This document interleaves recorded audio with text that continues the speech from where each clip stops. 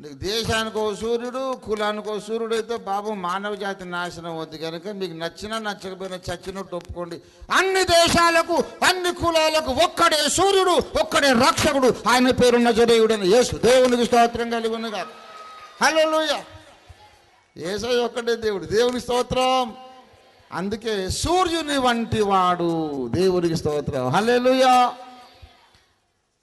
అదృశ్యుడు వాయుదేవుడు, పరిశుద్ధుడు అగ్నిదేవుడు, అన్ని జాతులకు వెలుగునిచ్చువాడు, ఎల్లలు దాటిన కృప ఆయనది గనుక సరిహద్దులు పాటించని వాడు గనక ఆయన సూర్యుడు. ఈయన సృష్టికి పూర్వము యజ్ఞ పశువై ఉండెను. దేవుడు ఆయనను యజ్ఞం చేశాడు కనుక భూమికి పునాది వెయ్యక ముందే వధింపబడిన దేవుని గొర్రె పిల్ల అని ప్రకటన గ్రంథం చెబుతోంది. దేవునికి స్తోత్రం కలుగును గాక. హల్లెలూయా.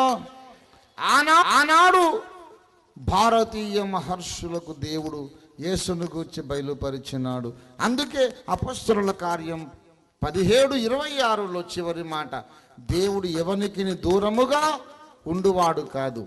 బైబిల్లోని మొదటి బుక్కు రాయబడక ముందే హిమాలయాల్లో తపస్సు చేసిన ఆర్య ఋషులకు దేవుడు దూరంగా ఉండలేదు. అద్వితీయ సత్యదేవుడు తన్ను తాను భారతీయ మహర్షులకు బయలుపరుచుకున్నాడు. వేదములలో సాక్ష్యము రాయబడింది.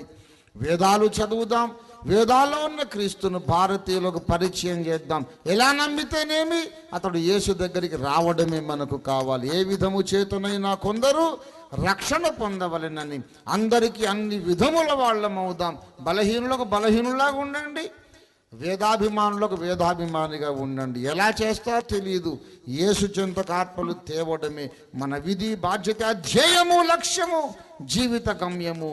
సువార్త ప్రకటించడానికి మనం మన జీవితాలు పునరంకితం చేసుకుందాం. ప్రార్థన చేసుకుందాం. రండి, తలలు వంచండి, ప్రార్థించుకుందాం.